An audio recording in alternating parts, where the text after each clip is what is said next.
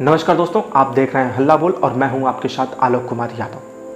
दोस्तों, मुंबई शहर में बॉलीवुड में एक विलेन का रोल करने वाला इंसान मात्र 1.5 सालों में भारत का मसीहा कैसे बन जाता है, ये बहुत से लोग जान और समझ ही नहीं पाते हैं। कैसे कोई इंसान महज इतने कम वक्त में भारत के लोगों के दिलों पर इतना राज करता है कि आज की युवा पीढ़ी उसे अपना रोल मॉडल कहती है। आज भारत में हर कोई सोनू सूद के साथ खड़ा है और सोनू सूद जैसा बनना चाहता है।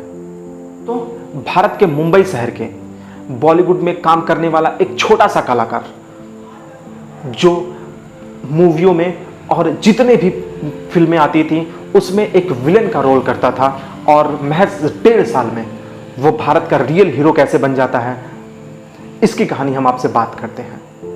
दोस्तों, आज हम बात कर रहे हैं भारत के रियल हीरो सोनू सूद के बारे में। वही सोनू सूद जो पिछले 1.5 सालों से 12 महीने और 365 दिन और रात लोगों के लिए काम करते हैं। वही सोनू सूद जो आज भारत में लोगों के दिलों में नहीं बल्कि प्रत्यक्ष तौर पर लोग अब उन्हें भगवान मानने लगे हैं। इसके साथ साथ अब तो भारत में लोग उन्हें भगवान की मूर्तियां बनाकर पूजने लगे हैं। लोगों में सोनू सूद को लेकर ऐसी दीवानगी देखी और सुनी जा रही है जिसकी कल्पना किसी और के लिए इस देश में नहीं की जा सकती है।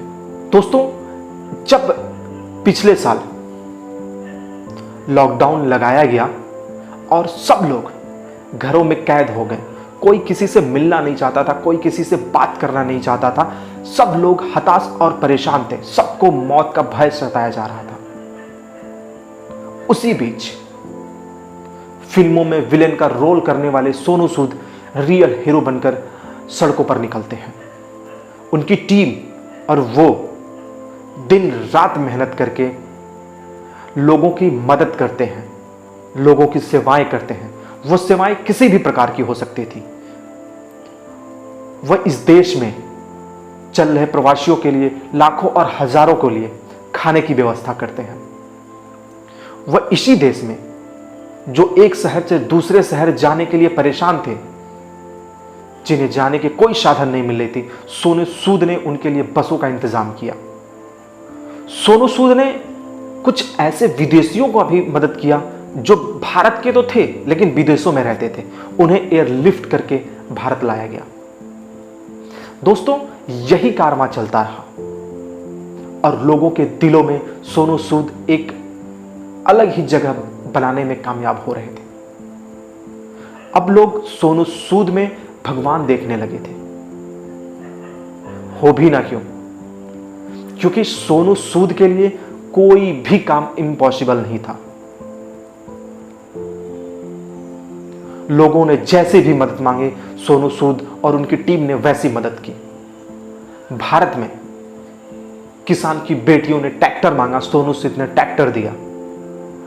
जब उनको लगा कि देश में ऑक्सीजन प्लांट की कमी है तो लोगों के लिए अलग अलग राज्यों में, अलग अलग अस्पतालों में सोनू सूद ने ऑक्सीजन प्लांट बैठवाए।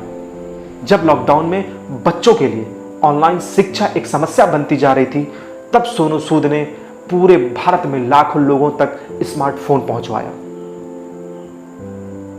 जब लोगों के पास काम नहीं था, लोग बेरोजगार थे, तब सोनू सूद ने इस देश में ना जाने कितने लाख लोगों को नौकरी दिलाई। जब इस देश के लोगों को किसी भी समस्या का समाधान चाहिए होता था तो वो सिर्फ एक इंसान को याद करता था, वह थे सोनू सूद। वो शिक्षा हो, खाना हो, पढ़ाई हो, रोजगार हो। क्योंकि अब लोगों को लगने लगा था इस देश में अगर सच में एक इंसान भगवान है तो वो भी सोनू सूद है। सोनू सूद के प्रति लोगों की दीवानगी देखने लायक थी। लोग जिस प्रकार हो सकते थे सोनू सूद से जुड़ना चाहते थे, सोनू सूद से मिलना चाहते थे। लोग चाहते थे कि वो अपना कुछ मदद सोनू सूद तक पहुंचा दे ताकि वो लोगों की मदद कर सके। जिसमें कुछ बच्चों ने तो अपने गुल्लक तोड़ के पैसे भी सोनू सूद को दे दिए जिससे सोनू सूद उस पैसे को देश हित में लगा सके। दोस्तों, सुनने को तो यह भी मिलता है कि सोनू सूद इस लॉकडाउन में लोगों की मदद करते वक्त पूरे के पूरे कर्जे में डूब चुके थे। पूरे देश ने सोनू सूद के इस अभियान को, इस काम को अलग अलग नजरिए और अलग अलग तरीके से सराहा। और सोनू सूद के लिए सबसे गर्व की बात तब थी जब सोनू सूद की तस्वीर एरोप्लेन पर लगा दी गई। दोस्तों, भारत में सब कुछ सही चल रहा था।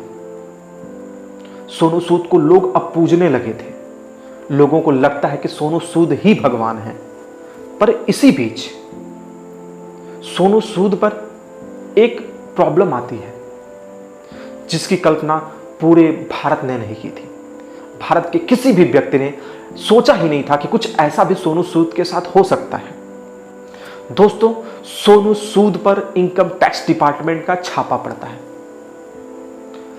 वही इनकम टैक्स डिपार्टमेंट जो विजय माल्या को नहीं पकड़ पाता है, वही इनकम टैक्स डिपार्टमेंट जो नीरव मोदी के फ्रॉड को नहीं पकड़ पाता है।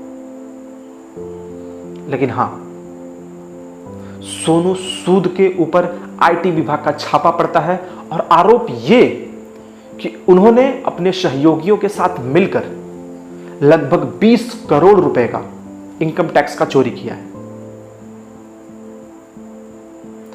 और इन सारे कामों को अंजाम दे रहे थे भारत के यशस्वी प्रधानमंत्री नरेंद्र मोदी। उसका कारण सिर्फ एक था,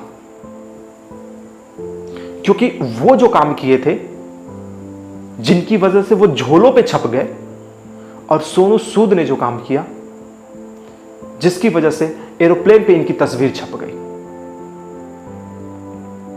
जहां एक तरफ मुफ्त वैक्सीन के पूरे देश में बैनर पोस्टर प्रचार किए जा रहे थे, हजारों करोड़ों रुपए इस प्रचार पे लगाया जा रहा था कि मोदी जी और योगी जी ने पूरे भारत और पूरे उत्तर प्रदेश को मुफ्त में कोरोना वैक्सीन दी है, लोग मुफ्त में कोरोना वैक्सीन लगा रहे हैं। पर जनता थी इन सब चीजों को नकार रही थी। जनता यह सुनने के लिए और देखने के लिए तैयार ही नहीं थी, क्योंकि लोगों को सोनू सूद में ही अपना रियल हीरो दिखता था। एक दिन तो हद ही हो गई।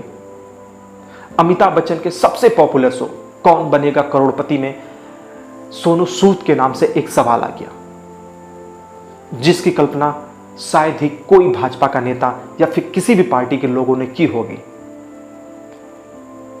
मुझे नहीं पता कि सोनू सूद के इस काम से किन लोगों को समस्या हो रही है, किन्हें परेशानी है। पर एक बात सच है, इस देश में अगर कोई सच्चा हीरो है तो वह है सोनू सूद, जिसे लोग अपना भगवान मानते हैं, जिसे लोग भगवान के रूप में पूजते हैं। और एक झोले पर छपने वाले प्रधानमंत्री की हरकतों से उसकी इज्जत, उसके रूप में रत्ती भर परिवर्तन नहीं होगा। जिस दिन आईटी विभाग के छापे पड़े थे, तब जब लोगों ने उनसे पूछा कि आपके पास क्या है, तो सोनू सूद का एक बहुत प्यारा सा जवाब था कि मेरे पास 50,000 से ज्यादा लोगों के ईमेल्स और मैसेजेस पेंडिंग पड़े हैं जिनको मुझे निपटाना है। इस वक्त भी हमारे घर के नीचे लोग हैं, कल भी रहेंगे और आने वाले वक्त में भी रहेंगे, क्योंकि इनकी मदद इसी तरह हमेशा होती रहेगी। दोस्तों, मुझे नहीं समझ में आता कि सोनू सूद जैसी हस्तियों की छवि खराब करके किसी को क्या मिलेगा। जिस तरह भाजपा सरकार की कोरोना को लेकर फजीहत हुई थी, इसी से आहत होकर भारत के प्रधानमंत्री ने आईटी डिपार्टमेंट से सोनू सूद पर छापा डलवा दिया। लेकिन मिला क्या? कुछ भी नहीं। घंटा आईटी डिपार्टमेंट घंटा लेके चली गई यहां से। और सोनू सूद ने ट्वीट के माध्यम से इस चीज को क्लियर कर दिया कि आप लोगों की दुआएं हमारे साथ हैं और आप लोगों की मदद इसी प्रकार होती रहेगी। दोस्तों, अगर ये वीडियो अच्छी लगी हो तो प्लीज़ इसे लाइक करिएगा, शेयर करिएगा और हाँ, जाने से पहले इस चैनल को सब्सक्राइब करिएगा। बहुत बहुत धन्यवाद। जय हिंद, जय भारत।